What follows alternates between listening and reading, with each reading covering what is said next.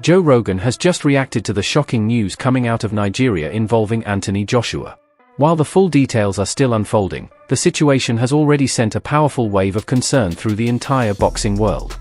Okay guys, we've got some very worrying breaking news. Anthony Joshua has just been involved in a serious car crash in Nigeria. Now, local reports say that 2 people are dead and AJ has been taken to hospital. He is alive and apparently has suffered minor injuries. Now, pictures online show him shirtless in the back of a car being pulled from the wreckage. And according to local media, it was AJ's car that actually collided with a stationary truck on a busy Lagos expressway. Now, we don't know exactly why AJ was there, but he does have family roots in Nigeria, so perhaps he was visiting them for the holidays. We don't know much more about his condition, but when we do, I'll keep you guys updated. Okay, this is breaking right now. Apparently, British heavyweight boxer Anthony Joshua was involved in a serious car crash on the Lagos-Ibadan Expressway in Ogun State, Nigeria, near Sagamu on December 29th of 2025. Apparently, he was the passenger in the back seat of a Lexus SUV that collided with a stationary truck, reportedly after a tire burst, causing the driver to lose control during an overtaking maneuver. Anthony Joshua sustained minor injuries and was taken to an undisclosed hospital for treatment. He is reported to be stable and fine, according to police and his promoter, Eddie Hearn. Tragically, 2 other passengers in Joshua's vehicle died at the scene. So he was in the same car as 2 people that died after they crashed, which just goes to show you how resilient he is physically. Now, the deceased were taken to a morgue in Sagamu and authorities are investigating the incident currently. Joshua, who has Nigerian heritage through his parents and often visits the family in Sagamu, was in Nigeria following his recent fight just 10 days earlier on December 19th, where he knocked out Jake Paul in the 6th round of a high-profile heavyweight bout in Miami, Florida. Now, eyewitness accounts and social media footage from the crash showed Joshua being helped out of the damaged vehicle, appearing to be in visible pain but conscious. The Lagos-Ibadan Expressway is known as one of Nigeria's busiest and most dangerous roads, according to local authorities. And so far, the police have extended their condolences to the families of the deceased, but no further updates on Joshua's condition have been released as of now. Reports indicate that Anthony Joshua was involved in a serious car accident while in Nigeria, an incident that has instantly raised questions not only about his health,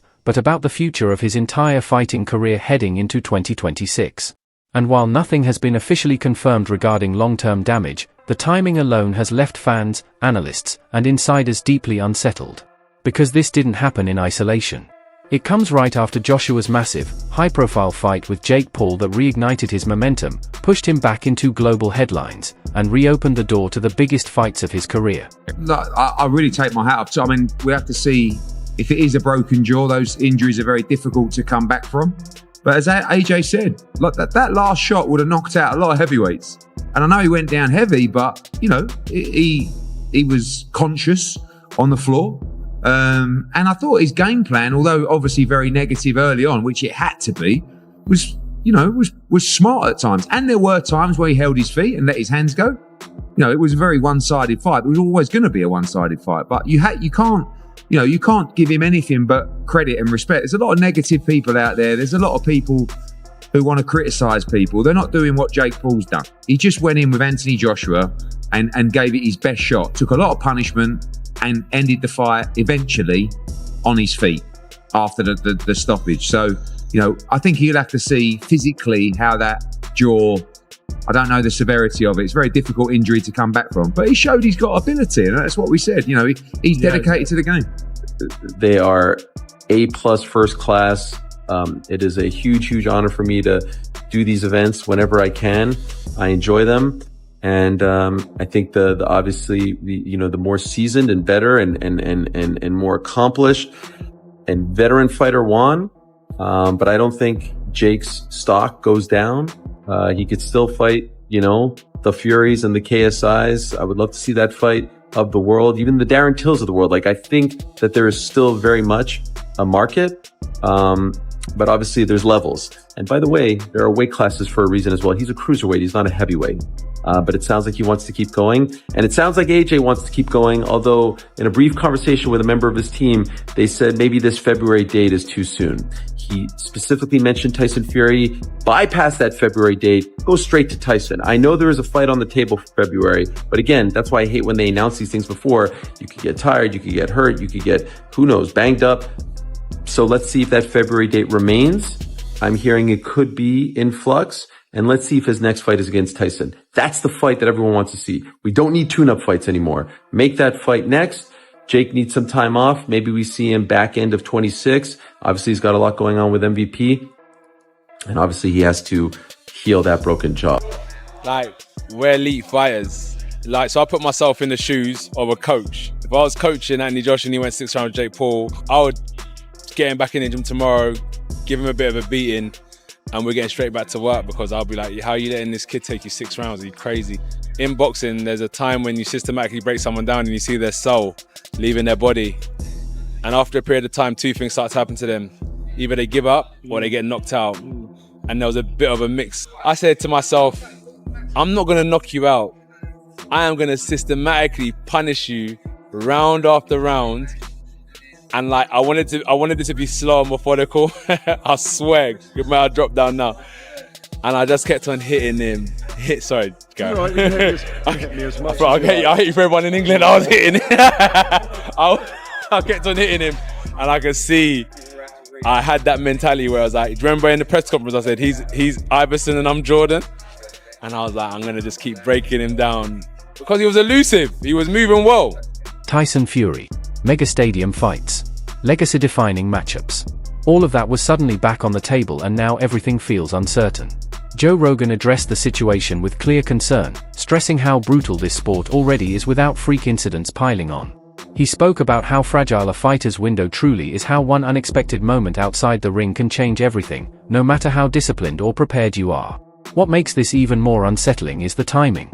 Anthony Joshua had just come off one of the most physically demanding stretches of his career: training camps, non-stop media, the Jake Paul fight itself, the recovery, the pressure, and now suddenly an outside-the-ring incident that could derail plans already locked in for the next 2 years. And while fans are being careful not to jump to conclusions, speculation is inevitable. If Joshua suffered any serious injuries, especially to mobility, reaction time, or long-term conditioning, massive questions emerge. Does this delay his return? Does it force him to rethink a 2026 run? Does it quietly close the door on the long-awaited Tyson Fury superfight boxing has chased for years? For AJ to keep going into these big stadium fights with all this pressure, sometimes he just wants to wrap the hands and go in and get on a bit of a run. So our job now is to prepare him for the Tyson Fury fight. I think that fight's inevitable, because once Turkey starts saying, I'm going to work to make that fight, all we've got to do is agree our deal with Turkey Al-Sheikh. And that's what Tyson and Frank and Spencer have got to do on their side. So I'm hopeful. And I think we're going to finally see it in 2026. All right, I'm excited. If you beat Tyson Fury, I'll be over the moon. Would you? Yeah, of course. You know, Would you like to? Yeah, of course. Are you friendly with him? Not really. But I respect what he's done. I think he called you a dosser. Yeah, but that's his standard term of abuse. Yeah. You big dosser. Yeah. He's a bodybuilder. Yeah. He is a businessman. I am a Spartan. Yeah. Have you got one of those fully Tyson Fury dolls? No, I'm joking. You must like him though. What makes you say that? Because you can memorize every quote of his. He's very quotable, isn't he? He is, to be fair. And he's got that distinctive... Like he's eating a frog voice. Yeah. Yeah. Do you think you could beat him? Yeah. Wouldn't be easy though. No. The bookies, I think, would favour him. Yeah. Do you agree? Yeah. At the same time, there's an overwhelming tone of respect surrounding this situation. This isn't gossip. This isn't celebration. This is concern. The boxing community understands that Anthony Joshua is more than just a fighter. He's a global figure, a representative of the sport, and someone who has carried enormous expectations for over a decade. Seeing him involved in something like this naturally shifts the conversation away from wins, losses, and paydays toward health, safety, and recovery. Still, the reality remains. Combat sports don't wait. If Joshua is forced to step away for an extended period, the heavyweight division will move on. Other fights will be made, new names will rise, and by the time he's ready to return, the landscape could look very different from the one he left. That's why this moment feels so heavy. 1 minute, Anthony Joshua is fresh off a blockbuster fight, staring down the biggest opportunities of his career. The next, the entire world is asking whether his future plans have just been thrown into chaos by a single unpredictable event. For now, all anyone can do is wait, respect the situation, and hope for the best. But make no mistake, the implications stretch far beyond headlines. Because if Anthony Joshua's body has been compromised in any serious way, the ripple effects could reshape the heavyweight division heading into 2026 before it even begins.